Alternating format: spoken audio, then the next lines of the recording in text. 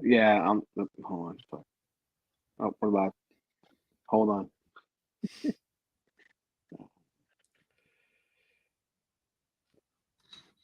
Hold on. I want to do the thingy. Where is Brand? That's why. Oh, it's good to be back.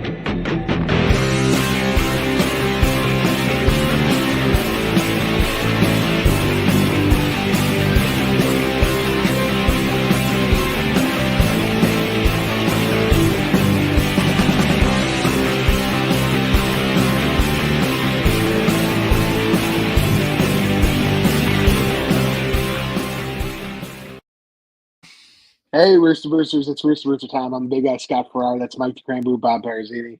Mike's laughing because when I popped up on screen before, I was laying down on the bed, and as Mike said, paint me like one of your French girls.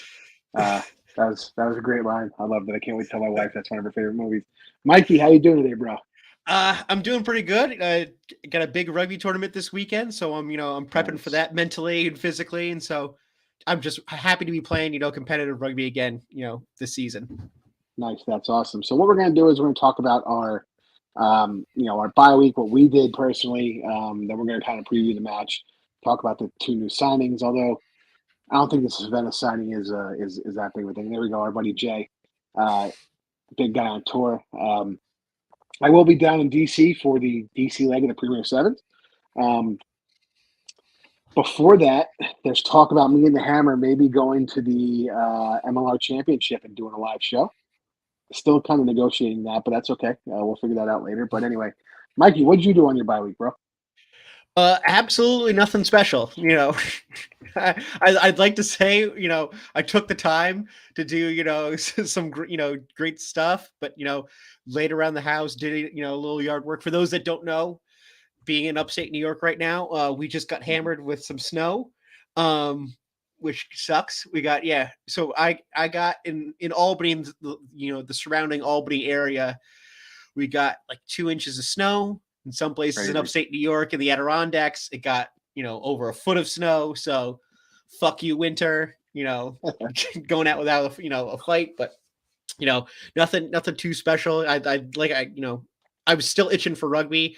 I spent the week trying to get over that loss, Yeah, last week, but kicking it's heavily.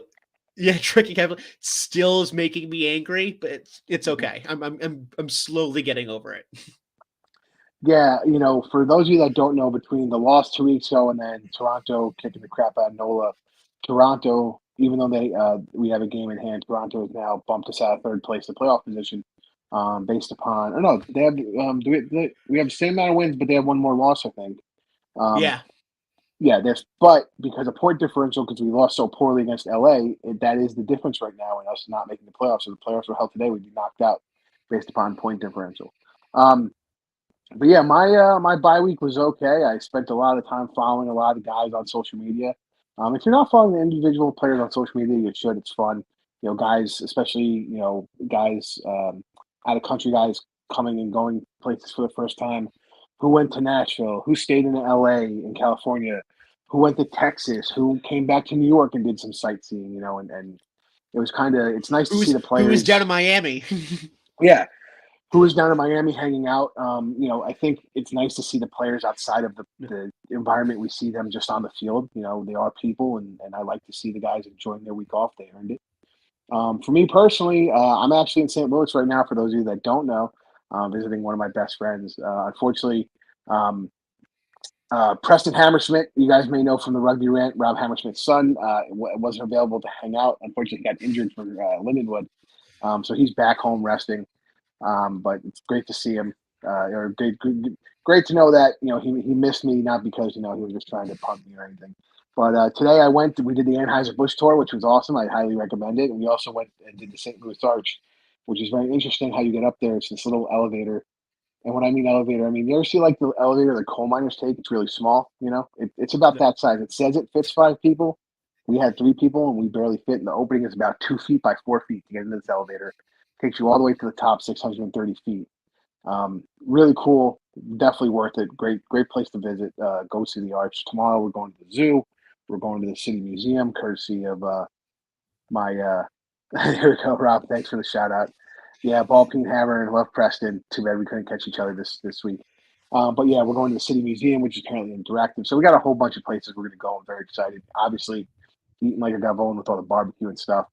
Um, and actually, we were riding around through the park where like the zoo is, and they have a theater and they have the art museum there. And in a field called the cricket field, ironically, two rugby posts were set up. So they're obviously playing some type of, you know, club rugby there at some point. I don't know when. There's no lines or anything, but at least maybe they're kicking the ball around on Saturday or Sunday. It was nice to see. Obviously, a lot of Lindenwood stuff. We went into St. Charles yesterday go down Main Street and stuff like that. All the bars have LU rugby stickers on them. I wonder why.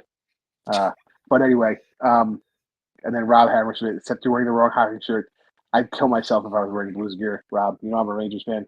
So this goes back to the Nordiques and before Colorado was they were the Nordiques, so it was a fun little shirt to get. But anyway, yeah. So let's talk about the two new signings. I mean, Nick Sveta really isn't a new signing for those that were kind of in the know. He was already signed. I've said it before. I'll say it again. This was the plan that was supposed to happen last year with Nick. He was supposed to play until the varsity, which is Oxford, Cambridge, and then come over here the week after. They pushed back the varsity, I think, to like June.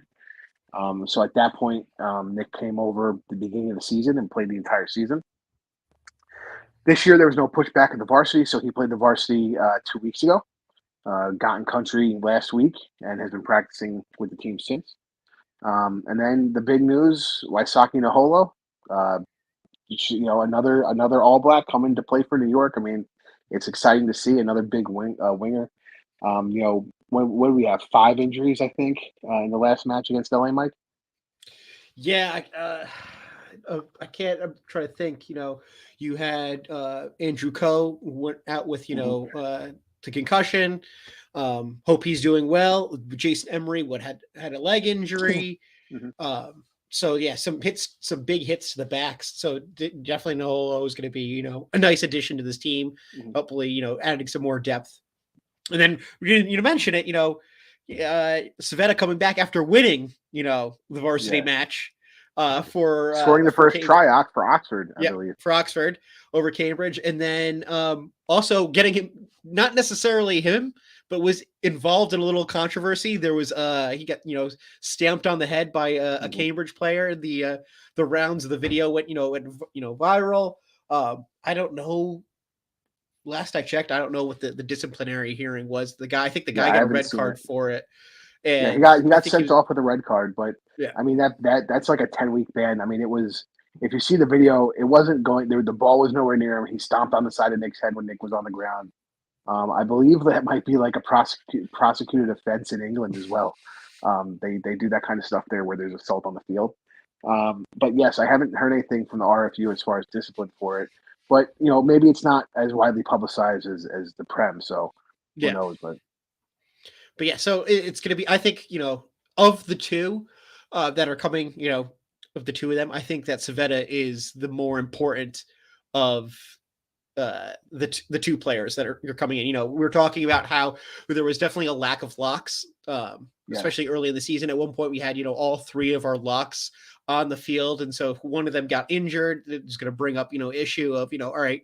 What happens? Who's moving where? If 2 of them got injured, then you're really, shit out of luck, and you're trying to throw in players. So the fact that, Sveta's coming, that's just another forward, an Eagle who knows what he's doing. He's going to bring, another level, professionalism, and, hopefully bring that spark that's needed to, keep pushing on.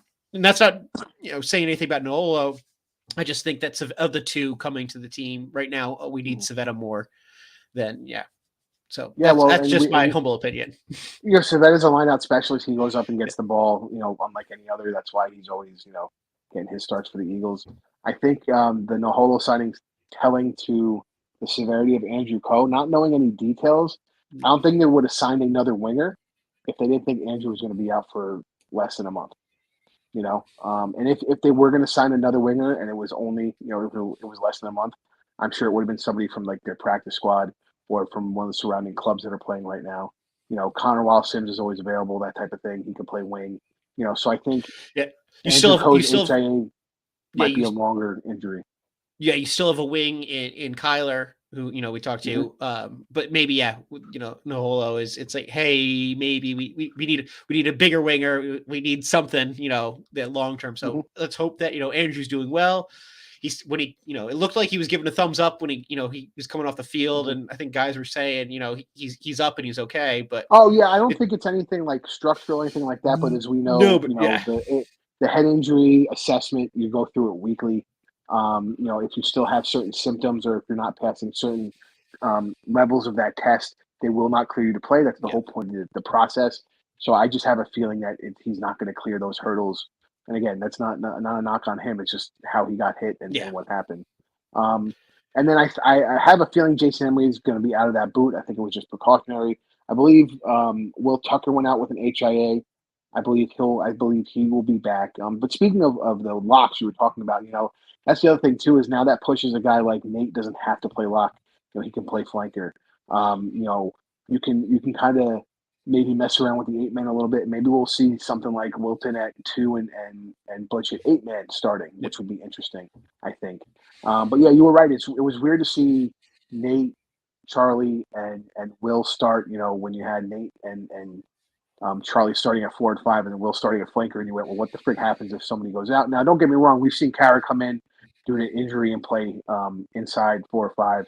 I believe Joe Basser has played lock a little bit. Again, they're not as tall as their typical locks, so the drive becomes a little difficult. In the scrum, it's not nuanced, but it's just when you're in tight like that in the 4 and 5. Rob knows, it's a different feel and a yeah. different base to support those props. So it's one of those things. Oh, hold on. And there's the ball peen hammer. Shout out to Preston Hammersmith. Oh, Preston takes care of me. Don't get me wrong. No, I was saying, disappointed. I didn't get to see him. But because I do like to check out the young guys, up and coming talent, Preston on that LU squad. Good luck, Preston. Hopefully you'll get well soon with the injury. But yeah, I think the good thing about the Naholo signing is Wasaki comes with his own built-in song. If you haven't seen it, I put it up on the Facebook page. So we'll be singing that hopefully a lot with him and Eddie Fidel, two big, massive wingers. I think it takes the pressure off of Eddie. I think it's weird. I feel like when Andrew's on the other side, they don't give him the respect that's due to him because he's just a little slighter, but he can break the tackles with his step. Eddie will just run you over. I think if you now have two wings that can run you over, you're really going to have trouble double teaming one or the other of those wingers. You know what I mean? Yeah, absolutely. And it's definitely it's gonna be some wingers, worst nightmare. All of a sudden, Yeah. Fidel and all those running down the side, you got thinking, ah, shit, or Mhm. fullbacks, worst nightmare, like, ah, shit, like here he's coming, I got to make this tackle, damn, and then, or all of a sudden, it's like, oh, he's not stepping at me, he's not stepping Mhm. around me, he's going through me, crap. Um, so I think it's gonna be interesting, is yeah, see them both playing, opposite sides. Mhm. Definitely more, who knows too, maybe they sneak around on the same side at some point, these, magic, this trickery that, Rooney does. uh, but I think, yeah, having them both on the field at the same time would definitely be a defensive nightmare for whoever's playing us, hopefully. Yep. I'm assuming Brendan O'Connor's back this week. I believe he got a little nicked up. I believe he started or played in every match up until the LA match. So, I think it was just a matter of him getting a rest. He's a hard charger with the ball in hand. I'm trying to think. Troy Lockyer was another one who was injured during the LA match. It was a forearm injury. I believe he's ready to go, as far as I know. But you can also put Jack Heighton back at 15, to be quite honest, and put Sam at 10, and it plays out the way it plays out. Mhm. So I think you have to manage who's actually hurt, who needs to come in and play, and go from there. Absolutely, and I think, you gotta look at practice and see who's still got that fire. After that beat down that we had, 2 weeks ago, you gotta say, all right, this week, this week's game is, basically a win, to stay alive. If you lose, this is gonna, this is really gonna affect us. Um, Two big losses in a row, especially, one to a division rival. Mhm. Um, you really got to kind of evaluate, going into this week, who still's got that, that fire in the belly to keep on, moving. Hopefully everyone does. Mhm. It'd be it'd be a major letdown if guys weren't really fired up and ready to go this week. Um, but it's it could be anybody back there at this point. I feel like we have so many different combinations, so many different guys with so many different Mhm. skill sets, as well as the fact that guys play multiple positions. I think that's one of our advantages, but it also at times becomes a hindrance because working with weird combinations like that, Mhm. all of a sudden, we're playing around with stuff and, we're 1 second we're gelling and we're grooving. And the next second, gears are grinding. And I think you kind of saw that 2 weeks ago where we just didn't have that offensive output that, normally we do. Absolutely, and I think there's still something about going out to LA sometimes and having those issues where, you come in the day before, your body clock is this, you're usually playing matches at this time, and then you come in and you hit an LA team that was hitting their stride and their injured players came back, so they went from a team that you saw in the first half of the season that was a mess because of injuries and attrition. And we're winning some, we're close to winning some. They didn't necessarily get blown out, but they were right there even with an injured team. And then all of a sudden, their players started to come back and get added to lineup, and now you see them rocking and rolling. So I think they caught their stride. We caught the midseason dip, and that's kind of what you get in that match. There's nothing you can Yeah. say about it. It was just a mess of injuries and poor ball handling, which we've had issues with ball handling the entire season. I don't know why. You know, there's nothing I could say about it other than it just can't happen. It's Yeah. fucking. We've been saying it every week. I don't understand. Yeah, maybe it's less of a focus on the fundamentals. Who knows I don't know what's going on in practice. Maybe it's we're trying to run before we could walk, but ball handling should be that's basic rugby right there. Not worrying about ball Mhm. handling is something that I think every single major league rugby team should not have to do. You should be able to catch the ball and run at the same time. You should be able to throw the ball and run at the same time. It's just sometimes maybe we're putting the cart before the horse. Who knows? And even in our forward play with the ball in hand, we're not picking and going. We're throwing a ball to a forward who's not able to get his momentum as quickly in the first two steps. Yep. Which, when you're picking and going, because you're already stepping to the breakdown, the momentum has built a little more.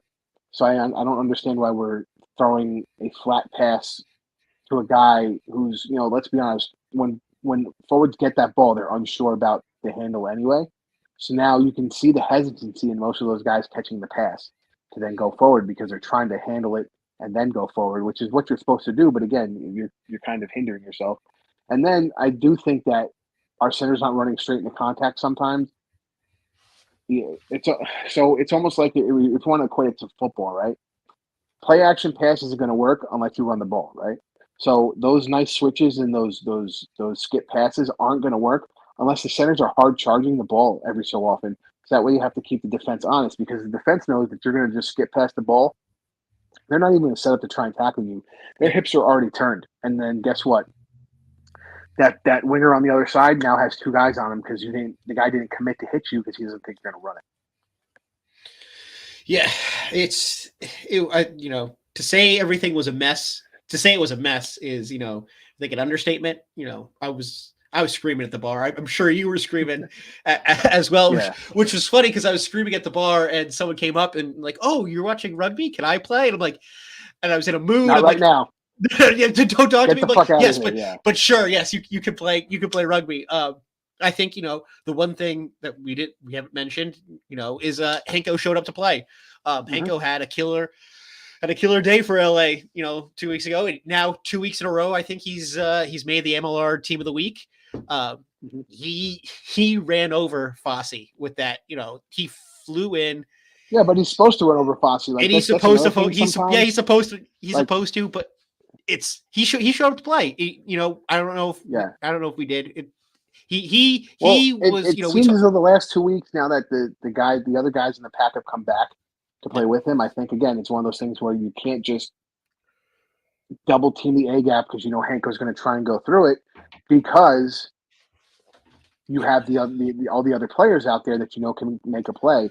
But again, a flanker is supposed to run over a center. I'll put it this way: if you're not running over the center, Yeah, you're having some real issues. there's a kangaroo court out for you on that one. Yeah. I was going to say, but that's, we talk about, rugby New York guys that have left rugby New York and playing with other teams. I think that was the quintessential game that, we expected from a guy that's left to play for another team who came out, who gave it his all, who really wanted to stick it to us to show, hey, you know what? I am the one that got away. And unfortunately, we have that player Pago who's injured for the rest of the season, so he doesn't even get a chance for his comeback to LA to see what's going on. So, I wonder how that would have shaken out differently if Pago hadn't been injured for the rest of the season and on crutches. That would have been a friggin' grudge match. Imagine those two guys hitting in the open field. Ooh, yeah. Friggin' awesome. So, all right, so let's talk about the upcoming match. We're out in Hoboken on Sunday at 2:30 against the Flapjacks. Free Jacks looking good. They also had the bye week, and so did ATL. So historically, we are sluggish off the bye week, so that scares me a little, Mike. Yeah, I think as I mentioned before, this is. I don't want to seem all doom and gloom, but I think this is a game that we need to win. If we want to make the playoffs, this is the game that we need to win. Not just because it is it's a rivalry game, it's an interconference game. It's because you don't want to put those 2 losses in a row, and the Free Jacks are definitely a team that could, if we decide we don't want to show up, they could, they could put another 44, nothing, on us, have us, lay a goose egg in the score line, and then all of a sudden we're screwed. So I think, absolutely, this game, we can't sleep on the Free Jacks, even though it's a home game. We have to show up, playing 110%, and by the end of the game, everyone should be dead tired. Yeah, well, I mean, the last one that we played, I felt like at points we were holding the match in our hands by our forward play, and then again we went away from it again, and all of a sudden it again went, well, we're just going to throw it out wide, and everybody's kind of matching up, and New England's great at tackling, so when they tackle you and it's one and done, you're not making that breakthrough. You're not moving the ball with meters. They're hitting the game line so fast. That's why you have to counter it with that forward play, which we had going into like the 60th minute. And for whatever reason, we abandoned it. Not sure why. The other thing we have to do is we can't have those long looping skip passes. They read them very well. A lot of times they're intercepting the ball on those transitions and taking it unfeathered to the house. So we can't put it out there and kind of telegraph what we're going to do so easily this time around. Yeah, those slow, I wouldn't call them lazy, but like they just seem to hang kind of in the air. That allows, everyone to shift with the ball. It's like, all right, let's, I think part of that is just a tempo play in general. I think for the most part this season, our back play has been somewhat slow. Our back passing has been somewhat slow. It's been, we want to get it out, and we kind of take our time getting it out. If, we put a little bit more zip on it, we could beat them outside, and hopefully attack the wings, with which now is we've got two great wings. Let's attack it there, but it all comes down to I think those slow meandering passes that we kind of like to do, that we lose yardage on it. Everyone can see what's happening. Yeah, like you said, the telegraphing it, and everyone is able to shift over, and so what becomes an advantage when we're trying to get it out wide, all of a sudden becomes a disadvantage to us. I think you got to play. Dylan Fawcett has to start it too. I don't see why Caleb Geiger should be in the lineup unless people are injured. To be quite honest, I'm glad that he was getting game time, but we can't screw around here. We have to put in our starters. There's a certain fire that Butch commands on that team, and even when the rolling mauls, Caleb scored a couple weeks ago against DC on a rolling maul, but there's just something where the Butch kind of wills that maul to go forward when it's about to stop, and Caleb doesn't have that magic yet. Not saying he can't get that magic, but there's just something Dylan provides there. I think you start Nick and Nate. I think you start Will. I think you start Will Tucker, and we talked about it after the Free Jacks game when we had Will on the show. They will pick on Will. Will has to keep his fucking cool. We can't have a card again. He can't be fucking around. Let the Free Jacks do whatever the fuck they're gonna do, and you can't retaliate. That's the league we play in. So I think that's going to be a big thing because a lot of teams seem to pick on Kara and Will, knowing that they're going to retaliate. Yeah, I think you mentioned it. Dylan is kind of the fire. I think Nate is definitely calm, cool, and collected. Tries to keep tries to manage all the tempers, which it definitely is a job for him. He is definitely calm, cool, and collected. But I think this week we definitely need a fire, and so Dylan needs to be out there. Dylan needs to be yelling, screaming at everyone, swearing, making sure we're rocking and rolling. I wouldn't mind to see a little fire in the step, some hard hitting. Going into after the game 2 weeks ago, I want to see some hard hits. I want to see maybe get a little rough with the free jacks. That's not something I'm too worried about. I just want, I want to see that there is a fire in the team. They want to win, that, they want to keep fighting on. But yes, I think, manage, don't go overboard, no throwing punches. Definitely. I think, you could see there was definitely guys that were, I think, Kara was definitely frustrated, against, LA. Looking, to go out and go for a win, this week, I think would be great. Put him, at the back at 8, see what he could do. Kara definitely produces an offense. He's stepped up his game on defense this year as well. Having him out there will be great. But yeah, it's just, I want to see some fire. We can't be subdued. We can't, we can't be lazy. We just got to go, all gas, no brake this week. Absolutely. Let's keep the foot on the gas. So let's give a prediction, Mikey. What's your prediction? I am going with a wishful Rugby New York by 5 this week. I think, going by unconverted try. Yes, okay. When unconverted try, I'm hoping for more. That would be great if it's higher. I want to, it has to be a Rugby New York win this week. If there was a game to win for the rest of the season, it is, this one right now that, propels us forward. And, if we don't, there's got to be some real introspective, looking on, how we're playing, who we're playing, what we're playing. But I think, if we got to win this, so I will say Rugby New York by 5. I'm going Rugby New York by 3. I think it's going to be tight. Jason Zimmerman, the number one fan of the Roosters, also going Rugby New York by 3. I don't know. I will see what happens. Supposedly it's going to be nice, minimal wind. So it's going to be one of those things where maybe you see a lot, you see a bunch of 50-22s. I wonder if, who's going to kick for goal if there's, availability there. Phil Harris, New England by 1. If you didn't see, I was on the Jack's Rangers show yesterday. It came out. Go check that out. We talk about the match preview. And, it's one of those things where I think both sets of fans are like, whoever shows up to play is going to win. And if both teams show up to play, it's going to be tight. But that's the kind of rugby we like to watch. I got to be quite honest. But guys, appreciate you guys watching. I'm doing the pre-show live again from the field. Obviously, Mike obviously won't be there because he's fucking playing his own rugby. Whatever. Yeah, I have the William Watkins rugby tournament hosted by Albany Law this weekend. So Sunday I will be hungover as all hell probably. I will probably be making it to Excelsior. I will still have the watch party up. But yeah, it'll be a good time. I like this interaction here. Phil. Let the hate throw. That's great. I love it. Guys, thank you so much for watching. I'm the big guy, Scott Ferrara. That's Mike the Grand Poobah Perazini. And we'll see you guys at the next one. See ya.